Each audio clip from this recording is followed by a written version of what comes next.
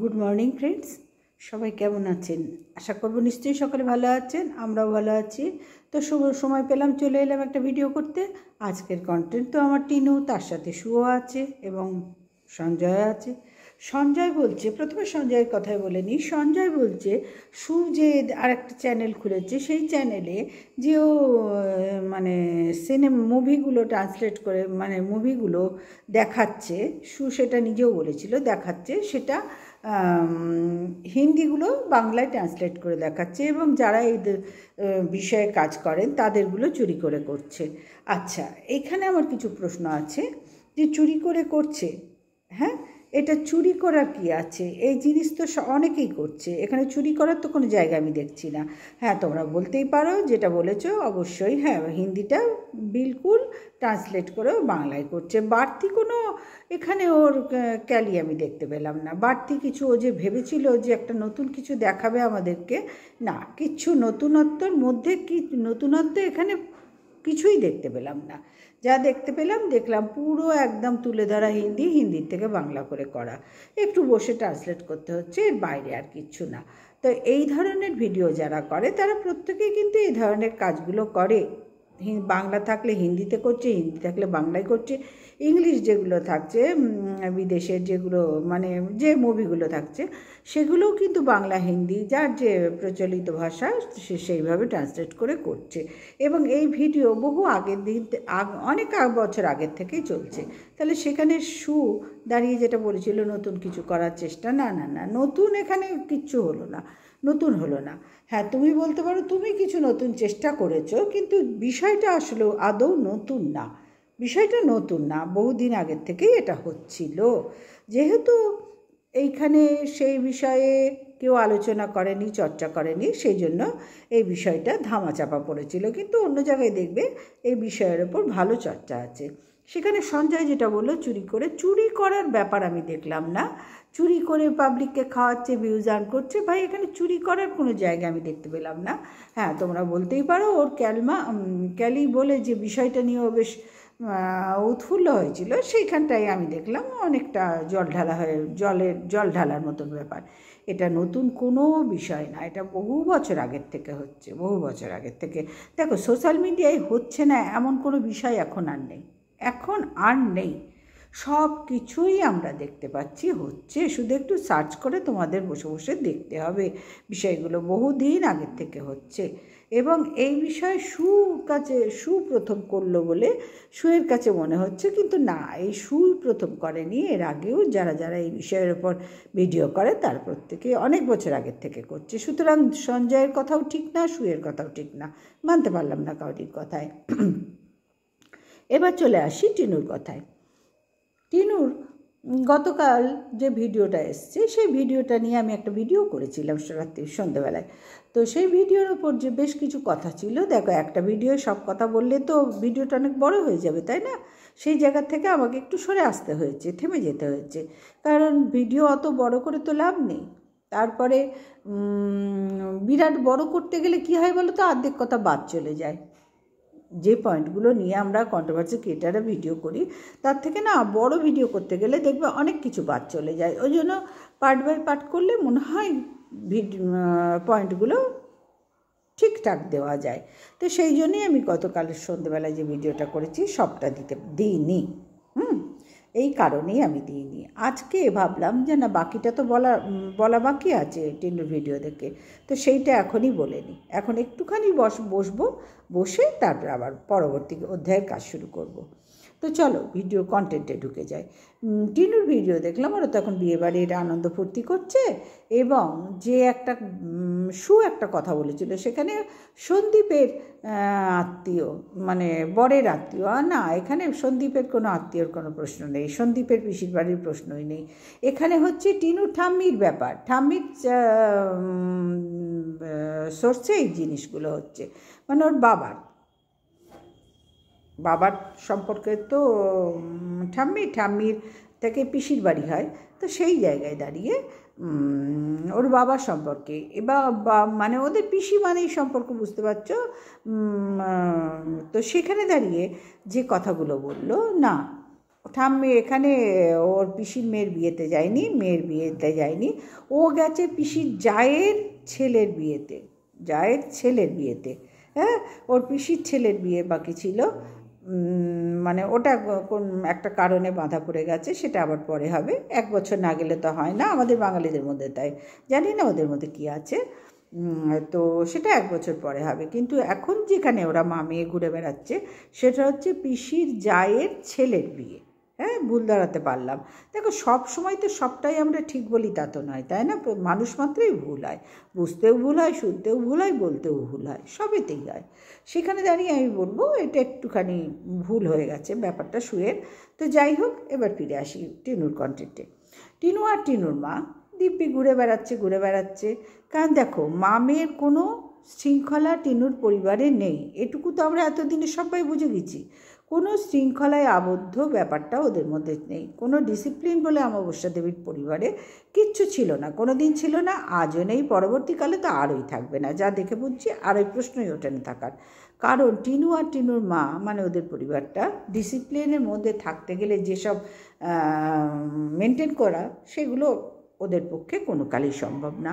ওদের হচ্ছে যখন ইচ্ছা ঘুরবো, যখন ইচ্ছা খাবো, যখন ইচ্ছা কিনবো, যদি হাতে পয়সা থাকতো তখন। এখন এসছে টিনুর দৌলতে, এখন হয়েছে। আগে তো একটা মানে অল্প আয়ের মধ্যেই ছিল। ভক্তিবাবুর আয় তো বিরাট কিছু হাইফাই লেভেলের না, অল্প আয়ের মধ্যে ছিল। আর সেই অল্প আয়ের মধ্যে টিনুর মা কোনো দিনই সন্তুষ্ট ছিল না, কোনো দিনই সন্তুষ্ট ছিল না। দেখো, আমার স্বামীর যা আয়, আমাকে তার মধ্যে তো হাসি খুশি থাকতে হবে এবং সংসারটাকে বুঝে চালাতে হবে, এটাই তো মহিলাদের কাজ, তাই না? আমাদের গৃহিণীদের কাজ। কিন্তু টিনুর মা সেই ক্ষেত্রে একেবারে অপদার্থ। সুতরাং সেইখানে দাঁড়িয়ে টিনু মায়ের সিস্টেমটা, একটা সন্তানরা বাবা মাকে দেখেই বড় হয়, টিনুও সেইভাবে মাকে দেখে ফলো করেই বড় হয়েছে। যতদিন বাতকুল্লায় ছিল অবশ্যই সেখানে সকালবেলা উঠেছে, সেখানে বেলায় খুব একটা ওঠার জায়গা ছিল না, কারণ এখানটাও একটু গণ্ডগোল করেছে। সকালবেলা আমরা দেখেছি টিনু মর্নিং ওয়াকে যেত। বারবার বলছি, একটা কথা অনেকবার বলা হয়ে যাচ্ছে ভিডিওর মধ্যে, যে 5টার সময় উঠেও রাস্তায় শুধু আলো জ্বলতো, টর্চ নিয়ে আর সন্দীপ বেরিয়েছে। ভোরবেলা প্রেগনেন্সির অবস্থায়ও কিন্তু অত বড় উঠোন ঝাড় দিয়েছে, এবং সকাল সব সন্দীপদের বাড়িতে সকাল ব্যাপার, মানে খাওয়া দাওয়া ইদানিং 4টে-5টায়ও করে সন্দীপ, দেখেছি, সেখানে সকালের কোনো ব্যাপার নেই। কিন্তু ওর মায়ের ওঠাটা ভোরবেলার থেকে। হ্যাঁ, তো সেইখানে দাঁড়িয়ে টিনুও কিন্তু উঠতো, বাড়ির বউ হয়ে যা করার সমানে করতো। সেখানে আমি যা দেখবো ভিডিওতে আমি তাই বলবো। আমি কাউরির হয়ে পক্ষপাতিত্ব করা পছন্দ করি না, একদমই পছন্দ করি না। কারণ এখানে কেউ আমাকে কিছু দেবে না। আলাদা করে টিনুর হয়ে বললে টিনু দেবে, সুয়ের হয়ে বললে, সঞ্জয়ের হয়ে বললে কেউ আমাকে কিছু দেবে না, আমিও এদের কাউকে কিছু দেবো না, এখানে কেউ কাউকে দেয় না। কিন্তু যেহেতু আমি ভিডিও করি এবং ভিডিওর মধ্যে যা দেখেছি, ভিডিওর বহির্ভূত কোনো কথা আমি বলবো না। সুতরাং সেখানে আমরা দেখেছি টিনু ভোরবেলা উঠত এবং সংসারের গৃহবধূ হয়ে যা কাজ করার সবটা মেনটেন করেছে, সবটা করেছে। দেখো, সংসারে একদিন আধদিন বেলা করে ওঠা সবাই করে, শু করে না, আমরা করি না, সঞ্জয় করে না, সবাই করি। এটা মানুষ মাত্রই হয় যে আজকে শরীরটা ভালো লাগছে না, ঠিক আছে, আজকে সব কাজ ছেড়ে দিয়েছি, সানডে একটু বেলায় উঠলেও খুব একটা অসুবিধা হবে না, এইভাবে একটা মন স্থির করে নিয়ে আমরা কিন্তু একটু শুয়ে থাকি। নিজেদের কাজ নিজেরা বুঝে চিন্তা ভাবনা করে কিন্তু আমরা একটু, ধরো অন্যদিন 6টায় উঠছি, সেদিন 6:30টায় উঠলাম কি 7টায় উঠলাম, যার যেরম ব্যাপার উঠলাম, কিন্তু আমরা ম্যানেজ করে নিতে পারবো। এই মানসিকতা নিয়ে যখন শুই না রাত্রিবেলায়, যে কাল তো সানডে বা কালকে ছুটির দিন, সবাই বাড়িতে থাকবে, কাজগুলো তো অনেকটাই আছে, ধরো এই ডাল তরকারি আছে, বা এই মাংসের ঝোলটা আছে, বা এই মাছের ঝোল করা আছে ফ্রিজে। এখন তো ফ্রিজে 3-4 দিনের রান্নাও করে রাখি না, আমরা প্রত্যেকে করি, আমাদের হাতে সময় কম আর লোক সংখ্যাও কম, আগেকার মতন 51বর্তী পরিবার তো না, যার জন্য এইভাবে এখনকার দিনে সবাই ম্যানেজ করে আমরা সংসার করি, এতটুকু অপচয় যেন না হয়। কারণ আগে 51বর্তী পরিবারের অনেকে মিলে আয় করতো, সংসারটা সেইভাবে বেশ একটা ভরা সংসার হেসে খেলে চলতো। এখন ভাই একজন করে ঘরের মহিলাদেরও করতে হয়, তারপরে সন্তান বড় হয়ে গেলে তারাও করছে, তাই না? সুতরাং সেখানে দাঁড়িয়ে টিনু কিন্তু করতো, গৃহবধূ হিসেবে যা করার টিনু কিন্তু করতো। তারপরে যখন গৃহবধূর থেকে ছন্নছাড়া বধূ হলো বা ছন্নছাড়া মহিলা হলো, তখন যা করার ঠিক তাই করেছে। যখন যে পজিশানে টিনু আছে, তখন সেই পজিশানে যা করার টিনু কিন্তু তাই এখনও পর্যন্ত করে যাচ্ছে। এইবার বিয়েবাড়িতে ওর দাদা এলো, যে দাদা ওর জয়পুরে ছিল, জয়পুরের দাদা, যে ওকে নিয়ে অনেক জায়গায় ঘুরেছে, চিড়িয়াখানা ঘুরেছে, অনেক জায়গায় বাইকে করে করে ঘুরেছে, সেই দাদা এলো। দাদার হাতে একটি ফোন ছিল, আমি পুরো তো ডিটেলসে যাওয়ার প্রয়োজন মনে করছি না, হাতে একটি ফোন ছিল। সেই ফোনটা দেখে টিনুর ইচ্ছা ছিল, মানে টিনুর আগের থেকে ইচ্ছা ছিল, আগেও ভিডিওতে বলেছে এইরকম একটা ফোন দরকার। এবং দাদার হাতে যখন দেখেছে তখন ও বলেছে যে এই দাদা নিয়ে নিল এই ফোনটা, আমার মানে এটা আমার খুব ইচ্ছা ছিল।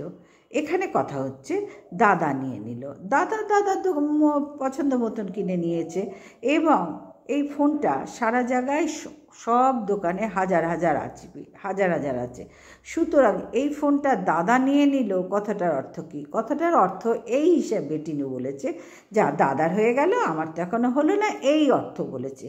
আমি বললাম না, আমি যা দেখবো সেটা একটু ভুল ভাঙিয়ে দেবো। হ্যাঁ, সু বলছে একটাই আছে না, একটার কথা তো টিনু এখানে উল্লেখ করেনি, একটার কথা উল্লেখ করেনি। এই ফোন সব জায়গায়, সব দোকানে আছে, ফোনের দোকানে এই সেটটা সব হাজার হাজার সারা বিশ্বে আছে। কিন্তু টিনু কি বলেছে? টিনু বলছে যা এটা দাদা নিয়ে নিল, এই কথা বলেছে। ও তো বলেনি যা সব ফোন, এই ফোনের সেটগুলো পুরো দাদা নিয়ে নিল আর আমি কিনতে গেলে পাবো না, এ ধরনের কিন্তু কোনো কথা বলেনি।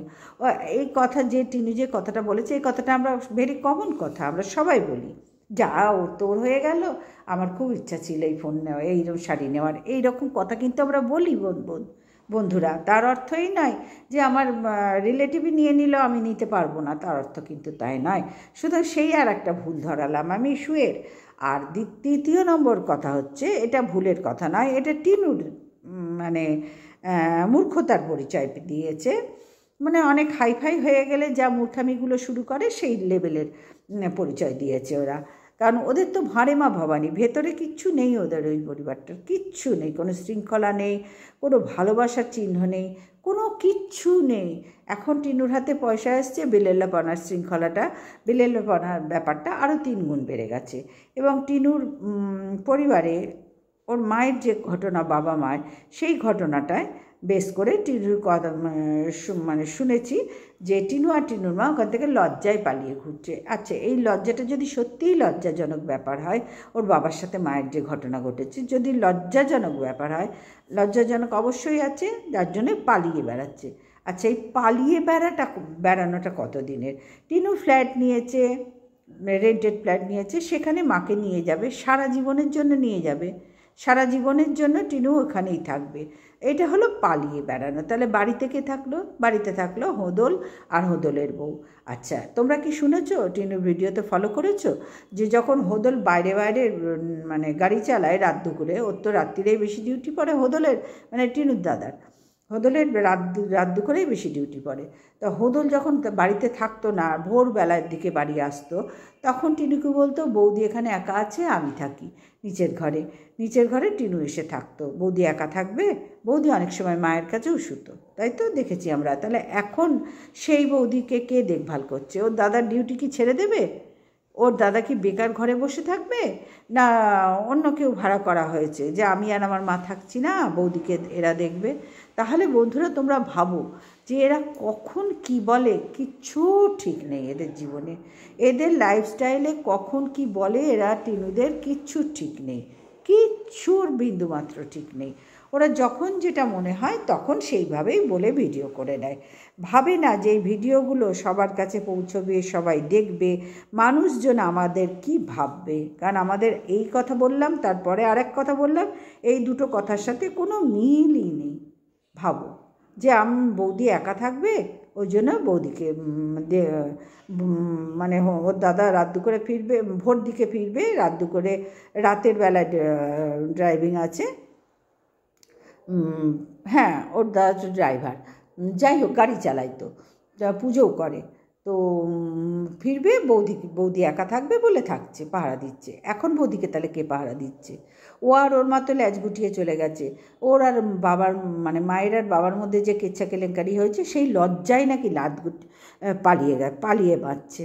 বাবা বলিহারি, এদের লজ্জা দেখেছো কীরকম? লজ্জাগুলো দেখেছো? লজ্জার বিষয়বস্তুগুলো তোমরা লক্ষ্য করেছো? হ্যাঁ, কৃষাণুকে ছেড়ে একটা দুধের শিশু তাকে ছেড়ে চলে এলো যখন তার দরকার তার মাকে। হ্যাঁ, 2.5 বছরের শিশুর মা ছাড়া পৃথিবী অচল। সেই সময় চলে এলো কি না, ওরা বলেছে কন্ডিশনে আছে যে বাচ্চাকে কোনো দিন দেখতে পাবি না, বাচ্চার কথা মাথায় আনবি না। টিনু সেটা এক কথায় মেনে নিয়েছে। হলো দ্বিতীয় লজ্জা কি হলো, বাবা মায়ের এই কেচ্ছা কেলেঙ্কারিতে টিনু ঠাম্মির সাথে গিয়েছিল, ঠাম্মির সাথে এলো, এসে ঠাম্মিকে এই বুড়ো বয়সে, যে বয়সে এসে ঠাম্মির একটা মানে অবলম্বন দরকার, সেই বয়সে ঠাম্মিকে ছেড়ে দিল। কেন না, ঠাম্মি বাগড়া হয়ে দাঁড়াচ্ছে। ঠাম্মির পুত্র সন্তান এইরকম নোংরামি করেছে, কে করেছে এখনও পর্যন্ত আমি জানি না ভাই। শুনছি ঘটনা টিনুর মা নাকি মৃত্যুর সঙ্গে পর্যন্ত লড়েছে, মৃত্যুর মানে নিজের প্রাণ নাশ করার চেষ্টাও করেছে। জানি না এখানে কে দোষী। আবার সুয়ের থেকে শুনলাম ওর বাবা বাড়ি ছাড়া হয়েছে, লজ্জায় ওর মা পরকীয়া করেছে। তাহলে বোঝাতে পারছি কে দোষী এখনও পর্যন্ত আমার জানা নেই, বাবা দোষী না মা দোষী।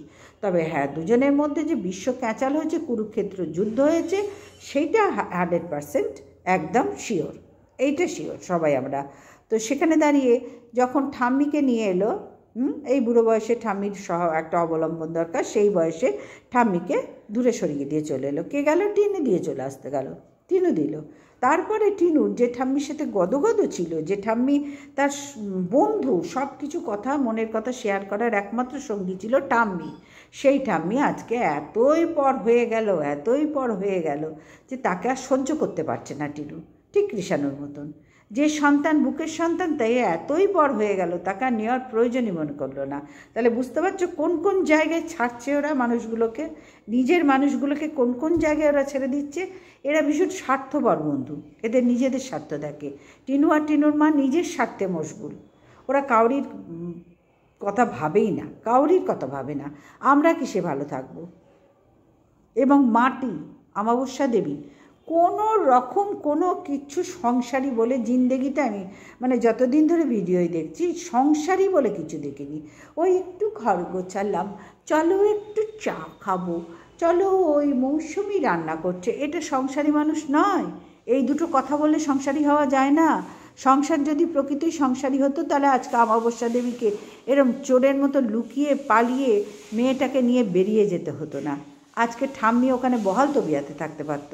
সংসারে অশান্তি হতে পারে, ঠাম্মি একটা বয়স্ক মানুষ, তার কথায় গুরুত্ব দিলে অনেক অশান্তির মানে অনেক সমস্যার সমাধান হতো, কিন্তু না, সেসব জায়গাতে এরা প্রয়োজন মনে করেনি। এরা পালিয়ে বাঁচছে। এরা মামে এখন ভ্রমণে বেরিয়েছে, কেন না পালিয়ে, লজ্জায় নাকি পালিয়ে বেড়াচ্ছে। লজ্জা কার? লজ্জা এখানে লজ্জাটা কার? টিনুর বাবা না টিনুর মায়ের? বলছে টিনুর বাবা লজ্জায় বাড়ি আসছে না, কারণ সত্যি ওর বাবাকে ওই 1000 টাকা বোনা পুজোতে দিয়ে 5000 টাকা দিয়ে 5 জনের হাতে এই যে ছুঁড়ে মেরেছে, একদম ঠিক বলেছে, এটা মেরেছে। তারপরে আর ওর বাবার টিকি নেই, কারণ ওর বাবা বুঝে গেছে এরা টাকা ছাড়া আর কিচ্ছু চায় না। এরা আমাকে কোনো দিনই চায়নি, আমার মা তো দূর কি বাত, তাই না? দূর কি বাত, সে তা আমাদের পয়সায় কোনো দিন খায়নি। আমি পুত্র সন্তান, আমার কোনো দায় পালন করিনি। মায়ের প্রতি যে দায় থাকে, বাবা মার প্রতি দায়িত্ব জ্ঞান থাকে, বোধ থাকে, সেটুকু আমরা ছেলে আর ছেলের বউ হয়ে পালন করতে পারিনি, কোনো দিনই পারিনি। কেন পারিনি না, আমি যতটা দায়ী আমার বউ ঠিক ততখানি দায়ী। আমি একা কাউকে এখানে দায়ী করব না, না অমাবস্যা দেবীকে না ভক্তিবাবুকে, দুজনেই সমতুল্য দায়ী। আমার মায়ের দায়িত্ব আমরা পালন করতে পারিনি। তাহলে বুঝতে পারছো এই ফ্যামিলিটা কীরম নচ্চার ফ্যামিলি। তারপরে চলে গেল ওই দাদাটা। হ্যাঁ, দাদাটা যখন জিজ্ঞেস করলো ঠাম্মি কবে আসছে, কিসে আসছে, টিনুর মুখে কোনো হাসি নেই। মানে ওটা একটা টিনুর কাছে বোঝা সম মনে হচ্ছে, যে বোঝা যে আসছে 17 তারিখে, আমাদের সাথে আসতে বললাম আসবে না, মানে আসতে বললাম আসবে না বললে ভুল হবে, আসতে বলেইনি, প্রশ্নই আসে না।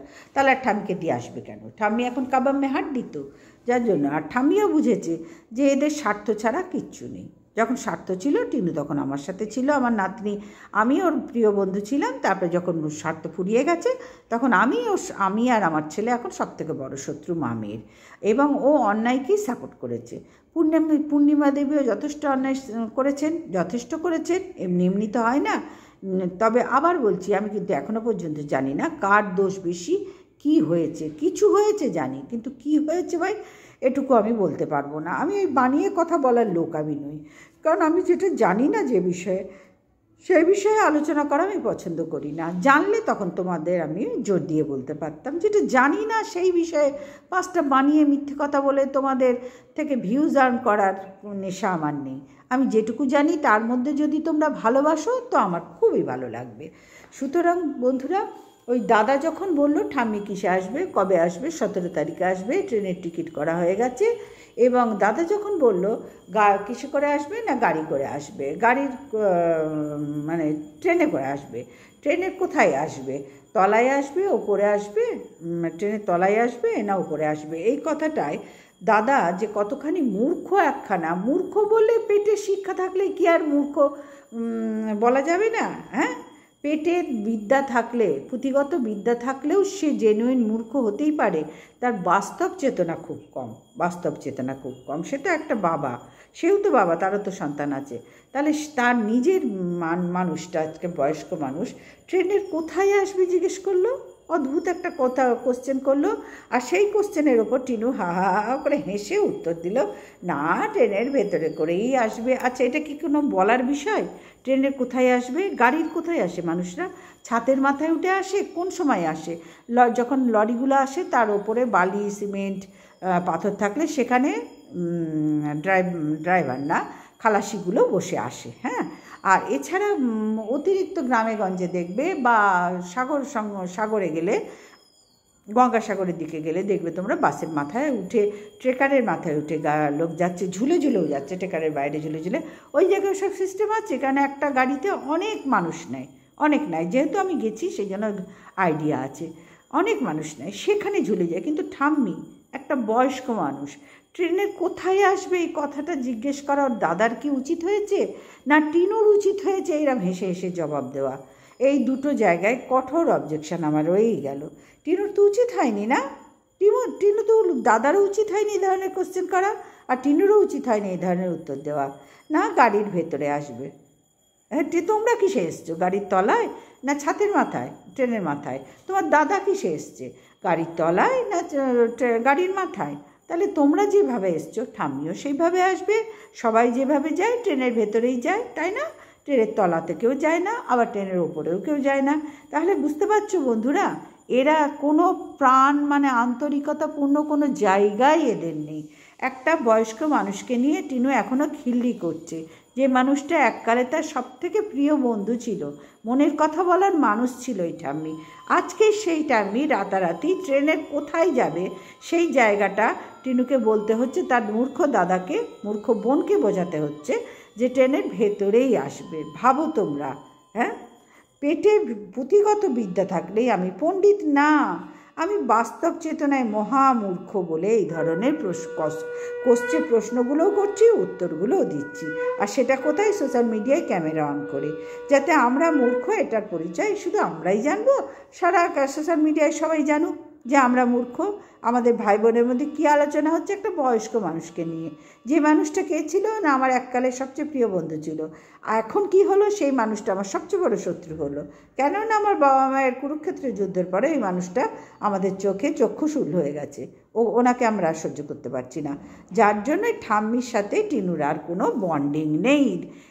এই মুহূর্তে ঠাম্মির সাথে টিনুর কোনো বন্ডিং নেই, কারণ টিনু দেখতে পেল যে আমার মা আমার পথেই হাঁটছে, মাও উড়ে বেড়াতে চাইছে, মায়ের এই ওড়ার জন্যই হয়তো সংসারে গণ্ডগোল হয়েছে, তাই তো? হতেও পারে তো, কি হয়েছে আবার বলছি, আমি কিন্তু সেই বিষয়টা এখনো অবগত নই।